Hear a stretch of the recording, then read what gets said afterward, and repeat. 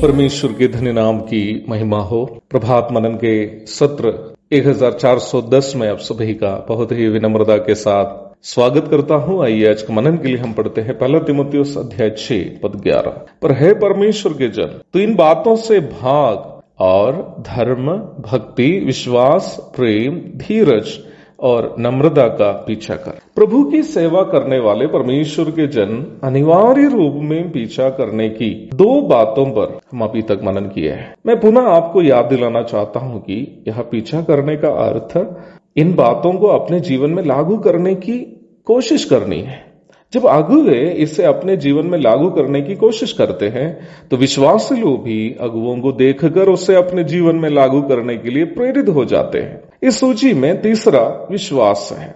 जिस तरह धर्म, भक्ति आदि के विषय में भी ज्यादातर लोगों के मन में गलत धारणाएं हैं, वही हाल विश्वास के बारे में भी है। यह बताया गया विश्वास वो विश्वास नहीं है जो आमतौर पर लोग एक दूसरे पर या कोई वस्तु पर करते हैं, बल्कि यह उस विश्वास के बारे में बता रहा है जो मनुष्यों को, थोड़ा और स्पष्टता से बोलूं तो विश्वासियों को परमेश्वर पर करना चाहिए।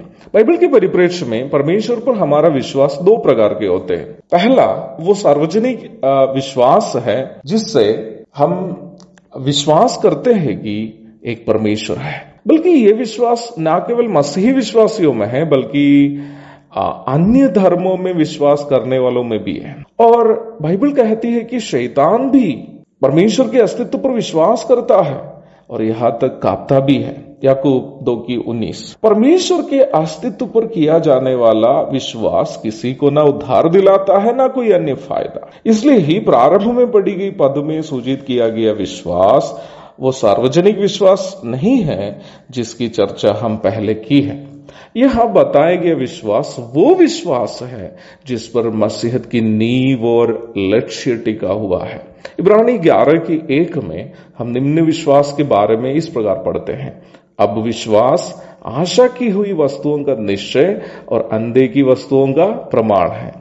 ये विश्वास आशा की हुई वस्तुओं पर हमारा निश्चय है और अंधे की वस्तुओं का प्रमाण है। अंग्रेजी अनुवाद में हम इस प्रकार पढ़ते हैं, our faith is the assurance of things hoped for, the conviction of things not seen. हम मसीहियों की आशा परमेश्वर के पुत्र प्रभु यीशु मसीह के पवित्रता की परिपूर्णता प्राप्त करने की है। रोमी अध्याय 8 की 23 से 29 तक पढ़िएगा। प्रभु यीशु मसीह में हमारा विश्वास हमें ये निश्चय देता है कि हम एक दिन अवश्य प्रभु के समान पवित्रता से परिपूर्ण हो जाएंगे। 1 यूहन्ना 3:2।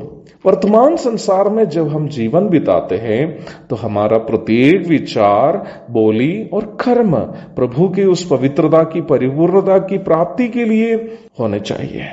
परमेश्वर के जन जो कलीसियाओं की अगुवाई करते हैं, अपने कर्म, बोली आदि से विश्वासियों के आगे इसी विश्वास के आदर्श बनना है।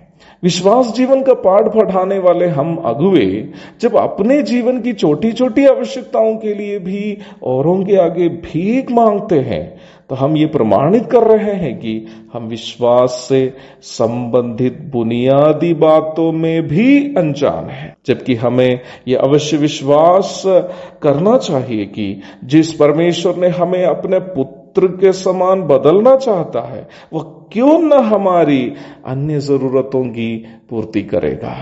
एक और शुभ दिन की धन्य कामनाओं के साथ आज का मनन का मैं यह पूर्ण विराम करता हूं। विश्वास के साथ जीने के लिए प्रभु हमारी मदद करे। आमीन।